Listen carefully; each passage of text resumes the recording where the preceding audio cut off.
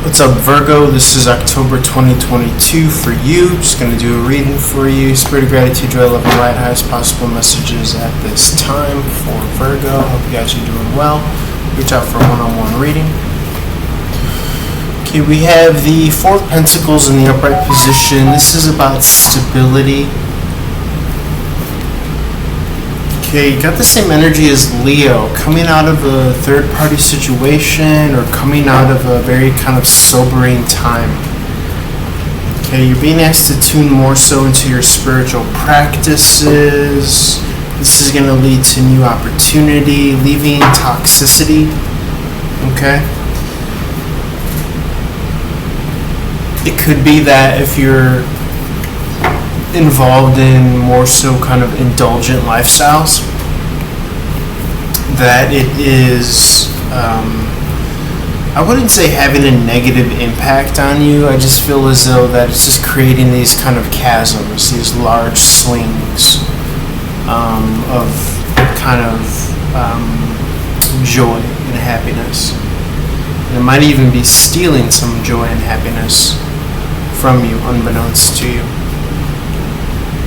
I do see some sudden change here with the Tower card. I get that it's positive though. I'm not necessarily, and that's off the back of leaving the Devil card in reverse behind, which is you're leaving toxicity, you're leaving almost this kind of immediacy, this style of immediacy, this lifestyle of immediacy.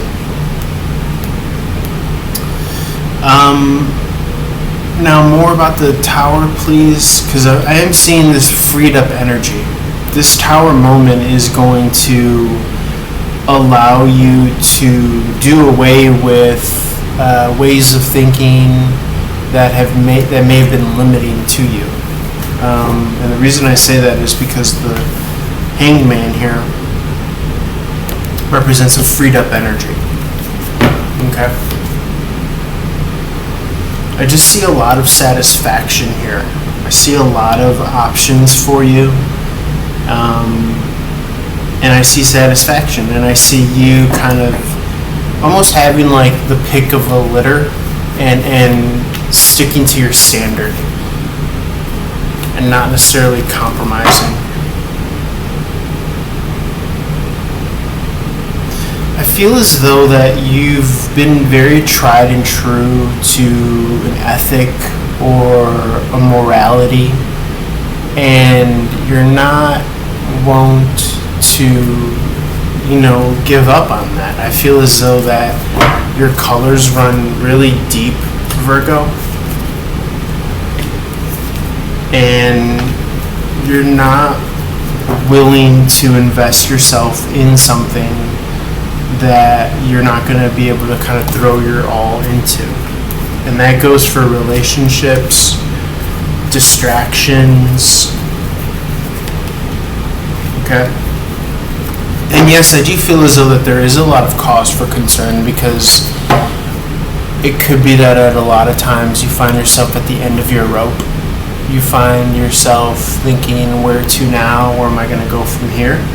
I think those are some of the kind of immature interpretations, those kind of do or die, desperate interpretations of your situation. But I feel as though that those storms kind of blow past as well. They're not here for good. And when they do blow past, then you're able to kind of appreciate the finer things in life again, the more enriching, long-lasting aspects of life. And if you are able to curb those instincts for perfection, immediacy,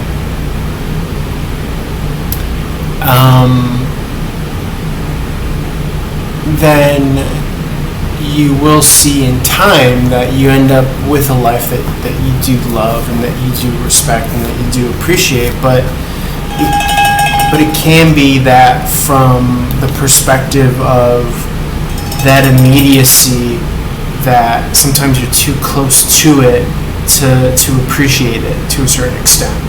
So that's something that I would be mindful of. Virgo is, for all intents and purposes, try to take it easy on yourself, and don't be so harsh on yourself. Is kind of what I'm getting here. I'm going to put this on pause, and I'm going to come back and finish up your reading. All right, peace. Okay, Virgo, let's finish up your reading.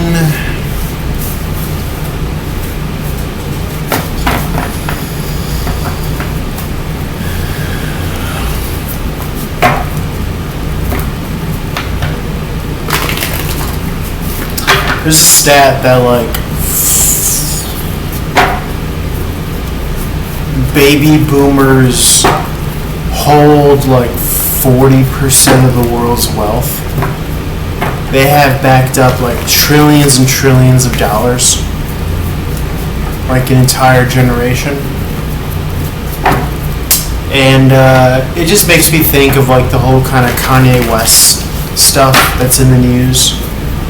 And I'm on the side of he has a point and he's valid, and him getting canceled is just goes to show you that there are gatekeepers. I don't think that the answer is to attack or fight or go to war or anything like that. But I do feel as though that, the government's corrupt. All governments are corrupt, unfortunately. So it's in a vacuum devoid of corruption, we would have it so that the government kind of regulates the money and reinstitutionalizes it into the people, and that. But everything's corrupt. The whole system is rigged by the mere fact that we don't use free energy that is available to us, because free energy would mean the freedom of the species, the freedom of the human species, the human race. So I look at it all as we're all purposely being kind of fucked over, but then that's why you would have to play the spiritual game. You would have to do the spiritual mind fuck of no God, no pussy, no problem, no money, because God is money nowadays. We're hardwired for that, because let's be honest, we're not shit at the end of the day. We could do the tarot readings, we could hope and pray and follow the story, but we're not, because we're hardwired for money and coming and murder and rape and suicide. We're hardwired for all the wrong things. And I think we do we have a noble effort. We do a noble job, virtuous job at trying to uphold our standards. But it's if I get a call to do a delivery, I'm gonna put this on pause and go do it. You know what I'm saying? If I get matched on a dating app or something, I'm gonna spend all my time on a dating app swiping through it, because what else am I gonna do at this point in my life? You know what I'm saying? That's where I'm at in my life. It was all a struggle to free myself up from the 9 to 5, but it led to emptiness, and nothingness. And I wasn't raised to have people inform me that there's real value in relationships, So now I'm all the way here alone on the West Coast, and I have no relationships in my life. So if I could have a do-over, or if I had a son, I would just emphasize that he, keeps friendships alive and stuff. And for me, it's a little bit of a grain of salt, because all my friends are trash. They all smoke and drink and party and partake in that old lifestyle, and me, I'm trying to not do that, but maybe I was just kind of born in the wrong time, or maybe there's some balance to strike with being able to socialize and hang out with people that drink and smoke and all that shit. But it's a weird conundrum, because society has it that the normalization of drinking and smoking is embedded in socializing, the fabric of our society. So moderation is probably advised. Practice moderation, but maybe it's my ego that holds on to the fact that like I'm like an all-in kind of person. So I'm either like all in or not. So hence drinking and smoking was like a very destructive lifestyle for me. And I just didn't really see beyond the nonsense of like the 9 to 5. Like to me it was all bullshit. Like when I was working that, and I didn't get chicks back then. So it's like I don't even worry about not getting chicks now. I know that sounds crazy without any context, but it's kind of true. I mean, for me, like my whole thing was like I never drove growing up because my parents never gave me the confidence. You know what I'm saying? Like my family, it was like a house of cards. Like pardon as I scratch my eye. As far as like the confidence and like I had like narcissistic baby boomer parents that they didn't show me the ropes, they didn't give me context, they didn't give me confidence, they didn't give me any. They're very vapid and surface level people, and so I never really went through any of the rites of passage. My dad was always emotionally distant, and my mom was just vapid intellectually, spiritually. And so when push came to shove at the key moments of my life, they never gave me that like confidence, so to speak, to like drive or go for the best schools or the best education or the best job or living on my own or it almost felt like a cultural cross to bear, but that's just how they were. Broken people, bleeding hearts, kind of. And so now I just kind of look at myself as like non-initiated into this kind of like shitty, corrupt culture, which I guess I have some sort of like moral high ground that I'm not like a gas pumper, I don't drive. But it leads for like a, very isolating existence, I would say, especially where I'm at now in my life, early 30s, not a friend or a girlfriend to be seen in sight. But again, it's all kind of like to my strategy. Like I chose this. I didn't want to settle for bullshit people any longer. So it's bittersweet. But I often cite those kind of like, not having the career or the job or not having the car or being offshoots of what it is to be kind of normal or to fit into society. And I think that to be normal or to fit into society comes with a lot of bullshit that people really don't like anyways. And I know that because I lived as close to normal as possible, and I'm as far away from normal as possible being in this isolated existence. And I still am like fed up with it because it's nonsense. Everything that you see on your television screen, everything on the phone, dating apps, it's almost as if they're rigged so that you don't get matched with someone. And then when you get matched with someone, you're like, what are my interpersonal skills? Like I have none because I've been raised in a beaker, And it's generational, It's not just me.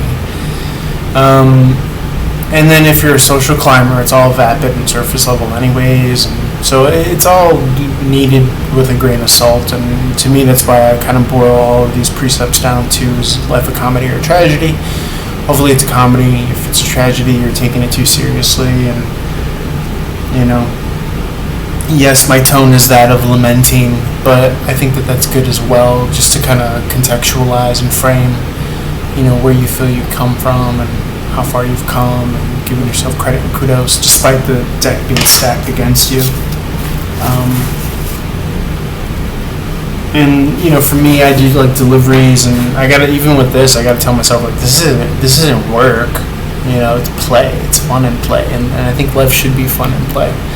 And we've all just taken it way too seriously. But that's what happens when we're trying to learn as a species, as a spirit embodying this kind of species. If that's something you could believe or wrap your mind around, you got to go through all the phases of war and animal and conflict, and so we can move away from it and hopefully not blow ourselves up. But And that kind of brings into the bigger context of like so many souls are lost, but it's like, what's it matter anyways? In the face of eternity and heaven on the other side, you know. So you just try not to take it so seriously. Is what I would say. That's my therapeutic session for the moment, but let's see if there's anything else that wants to be said. I know this was for Virgo, but your reading kind of curtailed off anyways, so I just felt like venting. I almost started commentary on the Kanye thing, but it's like, well, I guess I kind of did. He's just mentioning gatekeepers and transitional wealth that's not passed. I don't believe anybody's a billionaire, but you know, whatever. If they are, it doesn't matter because the system's meant to keep people enslaved. But in a weird way, rightfully so, because maybe we're all corrupt, and you know, at the heart of it, we're hard coded for that. And maybe the life in the world that we lead and live in now is an example of it. I do see self-sabotage here, getting too caught up in the subjugation of it all. If you could kind of keep things surface level, light, fun, play, then I think that you do kind of stand a chance in this existence, Virgo. Even being in like whatever your financial state is, whatever your social status, relationship. Take it all surface. It becomes an art form to keep surface level. It really does as life goes on. Okay, but I'm gonna leave it there. Let's go to Libra and see what the words have to say. Peace.